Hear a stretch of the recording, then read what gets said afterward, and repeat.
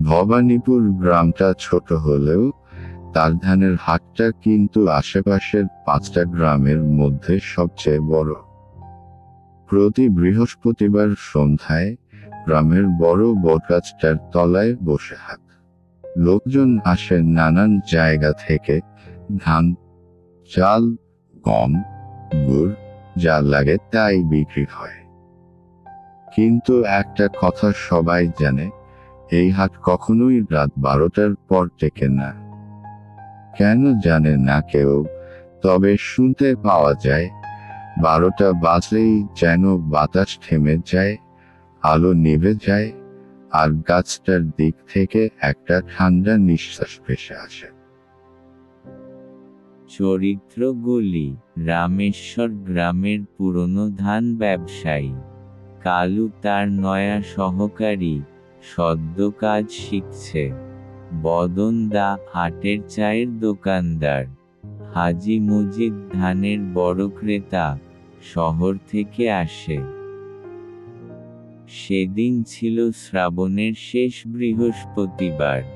সারাদিন বৃষ্টি ঝরেছিল। বিকেল গড়িয়ে সন্ধ্যা নামতেই বটগাছের নিচে শুরু হলো হাট। ভিজে বাতাসে কুয়াশা মিশে গেছে, আর চারদিকে ঝিঝি পোকা ডাকছে। রামেশ্বর তার ধানের বস্তাগুলো সাজাচ্ছে, কালু লণ্ঠনটা জ্বালাচ্ছে। রাত বাড়ার সাথে সাথে হাটের ভিড় কমতে লাগলো। 10টার পর প্রায় সবাই মাল বেচে দিয়ে চলে গেল। শুধু রামেশ্বর আর কালু বাকি। হাজি মজিদ তখনও ধান মাপছেন। কালু, আজ একটু দেরি হয়ে যাবে রে, বলল রামেশ্বর। হাজি সাহেবের মালটা শেষ করি। বদন দা চায়ের দোকান গুটোতে গিয়ে বলল, দাদা, 12টা বাজার আগেই কাজ শেষ কইরেন, না হলে আবার পুরনো কাণ্ড ঘটবে। রামেশ্বর হেসে উড়িয়ে দিল, ওসব ভূতটুতো কিছু নাই, বদন। তুই বাড়ি যা। ঘড়িতে তখন 12টা 15। হঠাৎ হাওয়া থেমে গেল। লণ্ঠনের আলো নিভে গেল টুপ করে। দূরে থেকে ভেসে এল এক অদ্ভুত শব্দ। মনে হলো কেউ ধান মাড়াচ্ছে, কিন্তু আশেপাশে কেউ নেই। কালু ভয় কাঁপতে কাঁপতে বলল, কাকু, আওয়াজটা কোথা থেকে আসছে? রামেশ্বর বলল, কে জানে রে। তখনই দেখা গেল, বটগাছটার নিচে এক সাদা পোশাক পরা লোক দাঁড়িয়ে। মুখ দেখা যায় না, কিন্তু তার হাতের আলোয় ঝিকিমিকি করছে ভেজা ধানের দানা। লোকটা আস্তে আস্তে বলল, ধান মেপে দে রামেশ্বর, গতবারের ধারটা তো এখনো শোধ করিসনি। রামেশ্বরের মুখ সাদা হয়ে গেল। কাঁপতে কাঁপতে বলল, হরিধন, তুই তো 3 বছর আগে মারা গেছিলি আগুনে।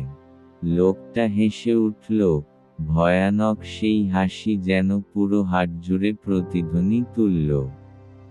তারপর তার শরীরটা ধীরে ধীরে ধানের বস্তার ওপর ঝুঁকে গেল, আর মুহূর্তের মধ্যেই মিলিয়ে গেল ধোঁয়ার মতো। লোকজন হাটে এসে দেখে, রামেশ্বর মাটিতে পড়ে আছে, মুখ ফ্যাকাশে। পাশে কালু অচেতন। ধানের বস্তাগুলোর ওপরে যেন শিশির নয়, বরং হালকা ধানের ছাই পড়ে আছে। বদন দা ধীরে ধীরে বলল, বলেছিলাম না, বটগাছটার নিচে পুরনো দেনা শোধ হয় না। ওখানে শুধু আত্মারা ধান মাপে। সেই দিনের পর থেকে ভবানীপুরের ধানের হাট 12টা বাজার আগেই গুটিয়ে যায়। কেউ আর বটগাছের তলায় ধান রাখে না, কারণ সবাই জানে, যে একবার সেখানে দেনা করে, সে একদিন না একদিন নিজের প্রাণ দিয়ে সেই দেনা শোধ করে যায়।